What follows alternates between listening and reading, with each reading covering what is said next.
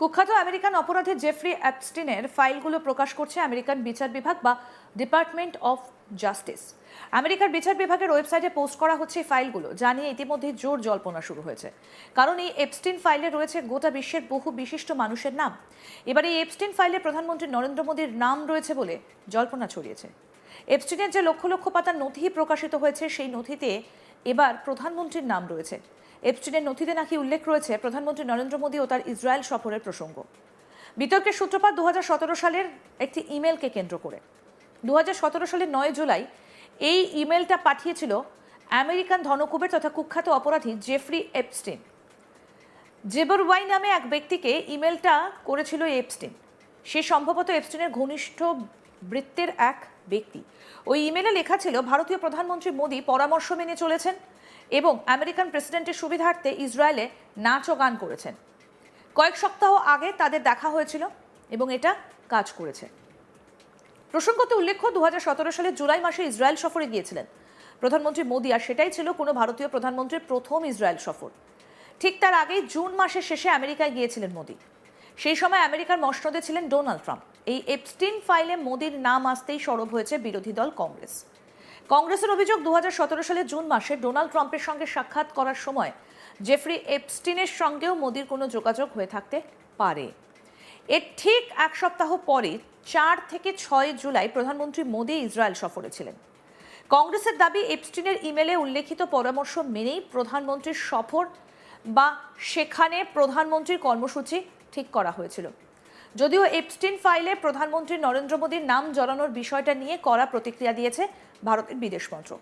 গোটা বিষয়টিকে একজন দোষী সাব্যস্ত অপরাধীর আবর্জনাপূর্ণ গুজব ছাড়া আর কিছু নয়, যেটিকে অত্যন্ত অবজ্ঞার সঙ্গে উড়িয়ে দেওয়া উচিত।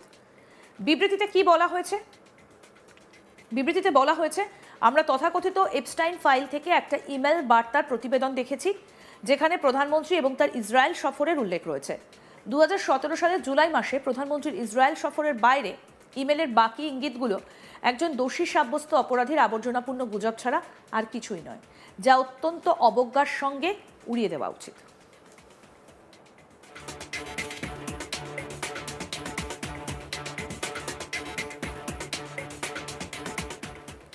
পরে এ নিয়ে বিদেশ মন্ত্রকের ব্রিফিংয়েও মুখ খুলেছেন ভারতীয় বিদেশ মন্ত্রকের মুখপাত্র রণধীর জয়সওয়াল। কি বলেছেন শুনবো। We have seen reports from an email message from the so-called Epstein files that has a reference to the Prime Minister and his visit to Israel. Beyond the fact of the Prime Minister's official visit to Israel in July 2017, the rest of the allusions in the email are little more than trashy ruminations by a convicted criminal which deserve to be dismissed with the utmost contempt. 2026 সালের শুরুতেই বিশ্ব মিডিয়ায় আলোড়ন সৃষ্টি করেছে আমেরিকার বিচার বিভাগে প্রকাশিত জেফ্রি এপস্টিনের বিপুল পরিমাণ নথি, ইমেল, ভিডিও এবং ছবি সম্পর্কিত একটা ডেটাবেস, যা প্রথম দিকে আমেরিকার অভিজাত এবং প্রভাবশালী ব্যক্তিদের নাম সামনে এনে বিতর্ক তৈরি করেছিল। এরই মাঝে ভারতীয় রাজনীতিতেও নতুন করে তৈরি হয়েছে উত্তেজনা, কারণ প্রকাশিত নথিগুলোর মধ্যে ভারতের প্রধানমন্ত্রী নরেন্দ্র মোদীর নামও উল্লেখ রয়েছে বলে দাবির খবরে দেশ জুড়ে রাজনৈতিক এবং সামাজিক বিতর্ক শুরু হয়েছে। এই বিস্তীর্ণ তথ্যে প্রধানত সেই ইমেল বার্তাটির উল্লেখযোগ্য বিষয়গুলো ঘিরে কৌতূহল তৈরি হয়েছে, যেখানে ভারতের প্রধানমন্ত্রী নরেন্দ্র মোদীর 2017 সালের ইসরায়েল সফরের কথা বলা হয়েছে। যদিও নথিটি মূলত জেফ্রি এপস্টিনের ব্যক্তিগত ইমেল সংগ্রহের অংশ হিসেবে এসেছে, ভারতের পক্ষ থেকে কঠোরভাবে এইসব দাবিকে ভিত্তিহীন এবং অবান্তর বলে খণ্ডন করা হয়েছে। প্রসঙ্গত আপনাদের বলি, জেফ্রি এপস্টিন নামটির সঙ্গে পরিচিত থাকলে তা মানব পাচার এবং অভিজাত আমেরিকান সমাজের অন্ধকার দিকের আলোচনার সঙ্গেই তার নাম বেশি যুক্ত। তিনি একজন ধনী ফিনান্সিয়াল ব্যক্তি, যিনি দীর্ঘদিন ধরে নারীদের যৌন পাচারের অভিযোগে সংযুক্ত ছিলেন। 2019 সালে তিনি নিউ ইয়র্ক সংশোধনী কেন্দ্রে মৃত্যু হয় তার। যুক্তরাষ্ট্রের বিচার বিভাগ তার সম্পর্কে তদন্তের আওতায় অসংখ্য নথি সংগৃহীত করেছিল এবং এই নথিগুলোর বড় অংশই এপস্টিন ফাইলস ট্রান্সপারেন্সি অ্যাক্ট নামে একটা আইনের আওতায় 2025 সালের শেষে প্রকাশ করা হয়েছে।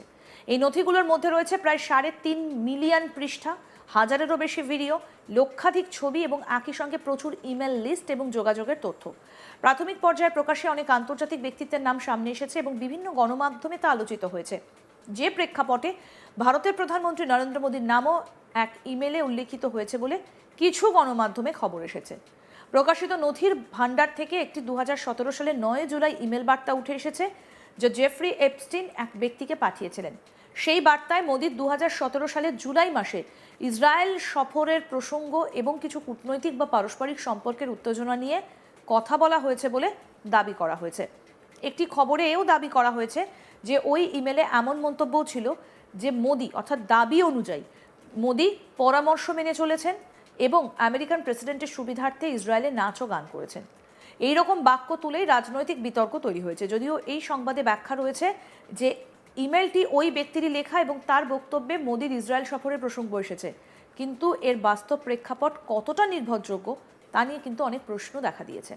তবে এটুকু পরিষ্কার যে এই উল্লেখটি সরাসরি কোনো প্রামাণিক অভিযোগ নয়।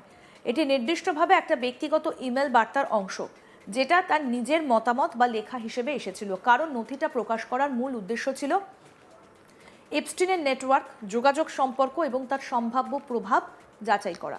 এই ইমেল নিয়ে সংবাদ ছড়িয়ে পড়ার পর ভারত কেন্দ্রীয় সরকার, বিশেষত বিদেশ মন্ত্রক, দ্রুত প্রতিক্রিয়া দিয়েছে এবং দাবিগুলো কঠোরভাবে অস্বীকার করেছে। কি বলা হয়েছে আসুন শোনাই।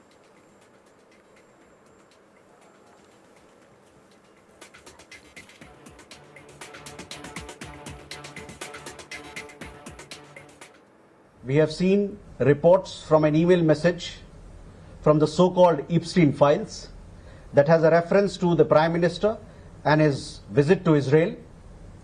Beyond the fact of the Prime Minister's official visit to Israel in July 2017, the rest of the allusions in the email are little more than trashy ruminations by a convicted criminal which deserve to be dismissed with the utmost contempt.